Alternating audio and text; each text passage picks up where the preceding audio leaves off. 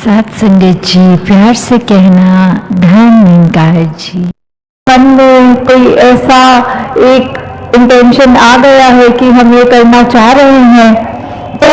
वो सिर्फ ख्याल रूप तक ही तब तक है जब तक उसको हमने कर्म का पार्ट नहीं बना दिया, कर्म में ढाल नहीं लिया, तो वो फिर एक हमारी नियत, हमारा करने का जो मन का भाव है वो उस तरह हो जाता है कि जैसे एक इंसान अगर गलत सोचेगा तो फिर वो गलत ही करेगा, अगर वो पतन की ओर जाएगा तो फिर एक उसके कर्म उसको और नीचा धकेलेंगे। तो बात सिर्फ सोच की है, मन की है। मन में ऐसे बुरे ख्याल अगर आएंगे तो ही हम गलत काम भी करेंगे,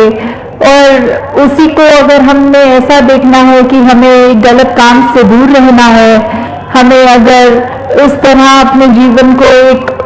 खुशबूदार फूल की तरह रखना है, तो हम अपने ख्याल में, अपने जहन में ही ऐसा कुछ आने नहीं देंगे जो आगे चल के हमारे कर्म में बन जाए। हाँ जी, तो यहाँ भाव फिर से, यहाँ विपरीत एक अच्छा भाव है, तो वो देखें कि कैसे वही इंसान अगर हो पर मन में उसके जो भाव आ रहे हैं वो अच्छाई के लिए आ रहे हैं, कुछ अपने लिए अच्छा, पूरे समाज के लिए अच्छा, अपने मन को और एक सुंदर रूप देने का, अपने ये जीवन में मानवीय गुण बढ़ने का जो भाव है, तो फिर उसकी तुलना एक भगवान रूप के साथ यहाँ तक कर दी है। जैसे हमने वो भी उदाहरण देखा हुआ है भाई कन्हैया का, कि ये मन का भाव ही है कि चाहे युद्ध के समय दो अलग सेनाएं हैं और जो भी जिनको चोट लगी, जो बेहोश होकर गिरे या ऐसी हालत हुई शरीर की, तो भाई कन्हैया ने सभी को पानी पिलाया, क्योंकि यही मन का भाव कि सभी अपने हैं। तो फिर ये बात वही है, मन के भाव पे आधारित हो रही है कि ये मन के भाव ही हैं अगर हमारे स्वच्छ, तो हमको वो एक भगवान का दर्जा भी हमारे अंदर ये आ रहा है कि एक मनुष्य होते हुए हमारे कर्म एक इतने ऊंचे हैं, और यहाँ वही अगर हमारा एक मनुष्य होने के बावजूद हम अपने ऐसे कर्म करें जिससे हम दूसरों को एक चोट पहुंचाएं, तो फिर हमारा इंसान का चाहे एक आकार वो है, और साथ में यही कहा जाएगा कि ये मनुष्य नहीं, ये शैतान है। तो जब अगर कोई इंसान अपना इलाज करने जा रहा है डॉक्टर के पास, और वो जो एक सर्जरी होती है, तो डॉक्टर के हाथ में एक सर्जिकल नाइफ होती है जिससे उसको वो शरीर को काटना होता है, और वो अंदर जो भी शरीर की खराबी है उसको सही करना होता है। और वहीं अगर कोई चोर लुटेरे डाकू की बात आती है, चाकू तो उनके हाथ में भी होता है। अब ये दोनों चाकू तो चाकू ही है, चाकू का उसमें कोई दोष नहीं है, वो तो जिसके हाथ में है, अगर कोई डॉक्टर के हाथ में है तो वो एक परोपकार का काम कर रहा है, वो चाकू वो किसी का शरीर ठीक करने के काम आ रहा है। और अगर वही चाकू एक डाकू के या किसी के ऐसे मन में है जिसके भाव ठीक नहीं है, तो फिर वो नुकसान भी ये कार्य वही चाकू कर देता है। तो कैसे अगर हम ये बात को भी सोचें कि हम अगर अपनी नियत ही ठीक रखें, तो हमारे लिए जो भी एक सामान है, एक इस दुनिया में जहाँ विचरण कर रहे हैं, पदार्थ हैं हमारे, हमें कैसे उनका हमेशा सदुपयोग ही करना है, ये मानते हुए कि परमात्मा ने दिए हैं तो बस उसका शुक्रिया है, और जो भी हमारे पास साधन है उसको सिर्फ परोपकार के लिए ही लगाएं हम। तो यही उदाहरण आगे बढ़ता हुआ कि डॉक्टर ने तो फिर उस चाकू से रक्षा करी है एक इंसान की, और डाकू ने उसी इंसान को नुकसान दे दिया। तो ये बात ऐसी है कि नियत की ही बात है कि जब एक अच्छा कार्य हमें करना है, हमने उसकी तरफ अपनी ये ध्यान लगाया और सोचा इसको एक रूप दें अच्छा, तो वहीं से ही अगर जिस तरह हम सत्संग में भी आना चाहें, तो हम अपने घर से जब निकलते ही हैं सत्संग के लिए, तो ही हमारे मन में वो अच्छे सुंदर भाव आते हैं कि आज सत्संग जाना है, कुछ सीखना है, अपनी जिंदगी को और बेहतर करना है। तो वैसे ही एक अगर हम यात्रा अपनी कर भी रहे होते हैं, उसमें भी हमें ये निरंकार का एहसास लगता है कि टाइम से सत्संग पहुंच जाए, अच्छे से महात्माओं जो भी बोलेंगे, किस रूप में बोलेंगे वो सुनेंगे भी, तो भी हमें अपने उसके बाद सत्संग का जब समाप्ति हो जाएगी तो कैसे वो सब भावों को अपने मन में बिठा के, अपने मन के भावों को शुद्ध करके अपने कर्मों में वो जब तक बातें नहीं डालेंगे तो उसका कोई फायदा नहीं होगा। तो ऐसे ही इसी उदाहरण में भी कि ये डॉक्टर और चाहे एक डाकू की बात है, पर हम इसको किसी भी एस्पेक्ट में देखें, बात सिर्फ इतनी है कि मन अगर हमारा शुद्ध है, हमारी सोच शुद्ध है, तो हमारा एक भाव के बाद हम उसको कर्मों में भी एक शुद्धता डाल सकते हैं। तो कैसे एक इंसान का जो आकार है वो डॉक्टर का भी वही होता है, डाकू का भी वही होता है, एक अच्छे इंसान का भी एक मूर्त, इस 2 आंखों, एक नाक, होठ, कान, ऐसा ही दिखता है इंसान। वो हम तो अपनी क्षमता से अनुसार किसी की एक मदद कर देते हैं, तो बात वही कि इसके पीछे क्या छुपा है, ये सेवा भाव नहीं, ये निष्काम नहीं, इसके पीछे उद्देश्य है, तो ये फिर दिखावा मात्र ही हुआ। तो ये प्यार, भक्ति, आनंद, स्थिरता, सहजता, ये जीवन में जहाँ जितनी गहराई से ठहरेगी उतने ही मानवीय हम बन जाते हैं, उतने ही इंसानिय हम हो जाते हैं। तो इस रूहान के संग से अपने जीवन में इंसानियत को भी सदैव के लिए एक जीवन, और अब इस जीवन को पूरी तरह ऐसे ही जी सकते हैं जो मनुष्यों ने इस परमात्मा को देख लिया, ये ब्रह्म ज्ञान द्वारा निराकार के दर्शन करके फिर जीवन में हर पल ज्ञान को जीना, इस निरंकार के एहसास में सेवा सुमिरन सत्संग करते हुए जीना। तो ये जीवन भी जहाँ एक धन्य रूप है कि यही अवसर है, इसको चाहें तो धन्य कर लें परमात्मा के साथ मन को जोड़ के, या चाहें तो इस मनुष्य जीवन को गवा दें, और फिर जो गवाएंगे वो नुकसान उन्हीं का होगा कि एक अवसर सुनहरी मिला भी एक परमात्मा के एहसास में रह के भक्ति में मन को चूर रखने का, पर एक ध्यान जीते जी फिर घर बार एक और अन्य, एक मटीरियलिस्टिक, एक दुनियावी, एक धन दौलत, एक उसी में ही लगा दिया। और कैसे जिन्होंने संसार के चाहे सुख सुविधा उस रूप में हो या ना हो, फिर भी अहमियत संसारिक वस्तुओं को नहीं परमात्मा को ही दी, उनके जीवन में वाकई ही असली धन उनको मिल गया। कैसे जीवन में जीते जी फिर उन्होंने एक ना कि सिर्फ असली मानव की तरह अपना जीवन जिया, पर वो आगे भी सबको प्रेरणादायक ही जीवन जीते गए,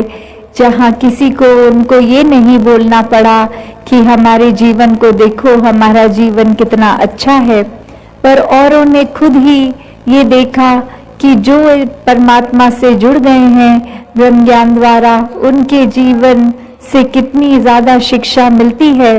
एक वो वाक्य ही मनुष्य के सिर्फ शरीर में ही नहीं है, एक मनुष्य का असली जीवन जी रहे हैं, सारे मानवीय गुण उनमें हैं, दैवीय गुण उनमें हैं। वो फिर एक प्रेरणादायक इतने कि सिर्फ उनके जीवन को ही वो जी रहे हैं इस परमात्मा से जुड़कर, भक्ति में रहकर, और वहीं अन्य व्यक्ति भी उनके जीवन को देख रहे हैं और यही इच्छा आ रही है कि इनके जैसा ही जीवन हमारा भी हो जाए। तो ऐसा जीवन जीना कोई किताबी बातें नहीं है, या फिर कोई वो बात नहीं है कि पहले त्रेता में, सतयुग में, द्वापर में ही ऐसे जीवन जिए गए। अभी अगर आज के दौर में भी देखें तो ऐसा जीवन भक्त आज भी जीते हैं, जो चाहे रहते तो इस संसार में ही हैं और संसार को त्याग के भक्ति नहीं करते, इस संसार में इसी घर गृहस्थी में धन दौलत एक रूप जो भी हो, चाहे वो रोजगार बड़ा हो छोटा हो, उसी रूप में रह के परमात्मा का धन्यवाद भी जहाँ करते हैं, वही एक परमात्मा के आश्रय अपने जीवन को हर पल चलाते हैं कि जो परमात्मा ने दिया उसी में शुक्राना, ये परमात्मा का धन्यवाद। तो कैसे अपने जीवन को हर कोई एक ज्ञान की रोशनी से एक बहुत ही सहज और सरल जीवन जी सकता है, जिस जीवन में दिखावा मात्र नहीं रह जाता, एक असली सच्चाई से इस परमात्मा से जुड़कर जीवन में खुद भी एक अपने रोशनी ही करा जा सकता है, फिर वो मन का ठहराव अपने आप आ जाता है। तो भाव वही कि संत जो होते हैं उनको फिर एक दुनियावी माहौल कैसा भी हो, एक आरामदायक हो ना हो, फिर भी एक संत तो उस दुनियावी माहौल में रहते हुए भी उस दुनियावी माहौल से ऊपर ही रहते हैं, एक आनंद की अवस्था में हर स्थिति में खुद को एडजस्ट करते हुए कि एक जहाँ स्थिति जो है उसको अगर वो सही भी करनी है तो उसमें प्रयत्न करना है, एक अपने दुनियावी रूप में अचीवमेंट सपने बनाकर उस तरफ चलना है। पर अगर परमात्मा को मंजूर नहीं और वो एक कार्य उस तरह से ना हो जैसा सोच रखा है, तो भी एक परमात्मा को कोसते नहीं है भक्त, एक परमात्मा को शुक्राने भाव से यही मन के भाव रखते हैं कि इसी में ही भलाई होगी, इसलिए ये कार्य हम जैसे चाहते थे वैसे नहीं हो पाया। तो कैसे अपने जीवन को भक्तों ने हर समय इस परमात्मा के ही आसपास केंद्रित रखा कि एक दुनिया में हर दिन कैसा भी समय आ सकता है, पर ये परमात्मा ही है जिसके आश्रय एक अच्छा और बुरा समय दोनों ही आराम से कट जाते हैं, जहाँ फिर ये मन में सोच नहीं आती कि एक जीते जी बेचैन है और जीने के बाद जब ये मौत हो जाएगी तो इस आत्मा का क्या होगा, क्योंकि जिन्होंने जीते जी इस परमात्मा को जान लिया, देख लिया, इसके साथ जीवन का हर पल अपना जिया,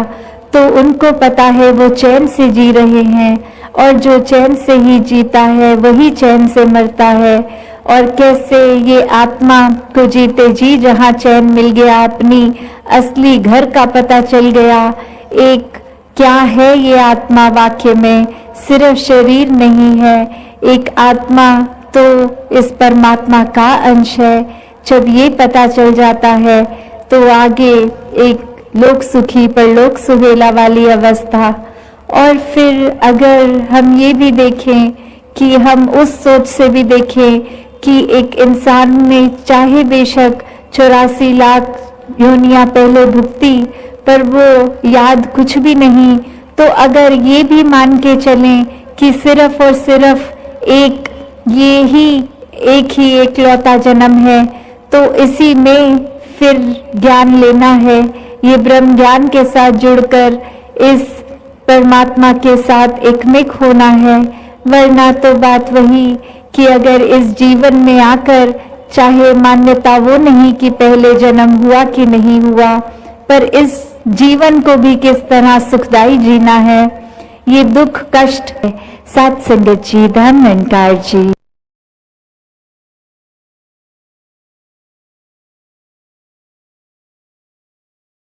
सात संगत जी बड़े प्यार से कहना जी, धन निरंकार। सात संगत जी, दास आशा करता है माता जी की कृपा से आप सभी अच्छे व स्वस्थ होंगे। सात संगत जी, आज दास आप सभी के बीच में अवतार वाणी का शब्द रखने वाला है। सात संगत जी, सात संगत जी, ऐसा करे जतन जिससे ये धरती सुंदर बन जाए, ऐसे सौरे की जन्नत से भी बेहतर एक कहलाए। सात संगत जी, केवल ऊंची इमारतों से सुंदर न बन पाएगी। सात संगत जी, आलीशान मकानों से ही बेहतर न कहलाएगी। भाईचारा मिलवर्तन में धरती की सुंदरता है। साथ संगत जी, मानवता और नेक चलन से धरती की सुंदरता है। साथ संगत जी, धरती का संवरना है और नफरत का मिट जाना है। कहे हरदेव दिलों में सबके एक प्यार का आना है। साथ संगत जी, बड़े प्यार से कहना जी, धन निरंकार जी। साथ संगत जी, ये दुनिया तो एक सफर है, सभी आदमी आते हैं, कोई लंबा जीवन जीते, कुछ जल्दी ही जाते हैं। साथ संगत जी, सफर रहे लंबा या छोटा, सबसे प्रेम निभाता जो, दिल में सभी मुसाफिरों के अपनी जगह बनाता हूँ। साथ संगत जी, कौन जिया है कितना जग में, यह जग भूल जाता है, कैसे कोई गया है जी के, याद सभी को आता है। साथ संगत जी, आया है संसार में तो सुंदर देन दिए जा तू। साथ संगत जी, सच्चाई पर कायम हो जा, हरदम भला किए जा तू। साथ संगत जी, सदगुरु के दर पर मरकर ही अमर पद पाएगा, कहे हरदेव दिलों में सबके तू जिंदा रह जाएगा। साथ संगत जी, बड़े प्यार से कहना जी, धन निरंकार जी। साथ संगत जी, सब कहते हैं सतयुग, द्वापर में अच्छाई थी, ओ युग बड़े निराले थे और तब केवल सच्चाई थी। साथ संगत जी, सच तो ये है अच्छाई के साथ बुराई तब भी थी, अंधियारों की उजियारों के साथ लड़ाई तब भी थी। साथ संगत जी,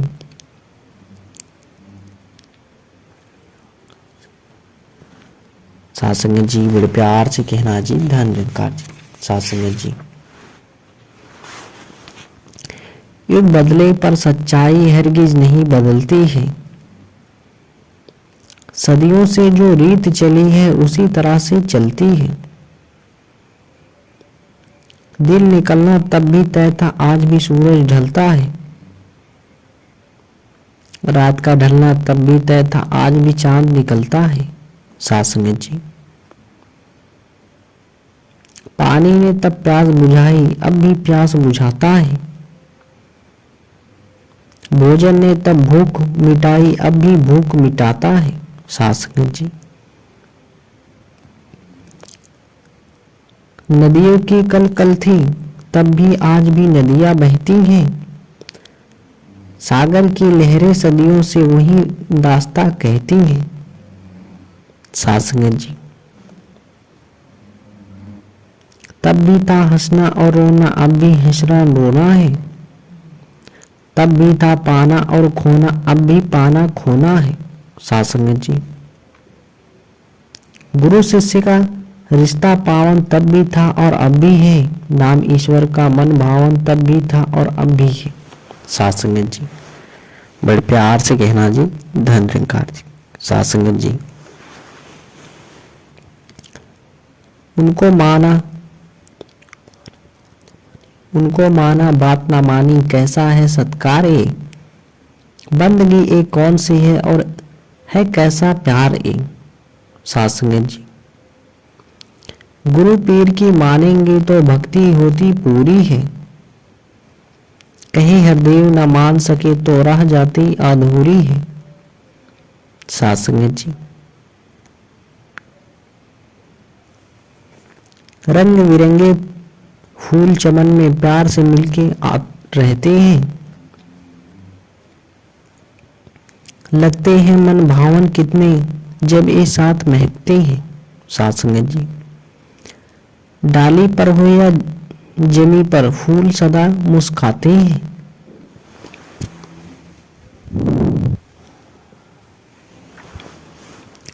तोड़ने वाले हाथों को भी खुशबू से महकाते हैं। साथ संगत जी, पूजा की थाली में सस्ते जब ये तोड़े जाते हैं, इष्ट देव को कई चढ़ाते, माला कई बनाते हैं। साथ संगत जी बड़े प्यार से कहना जी, धन निरंकार जी।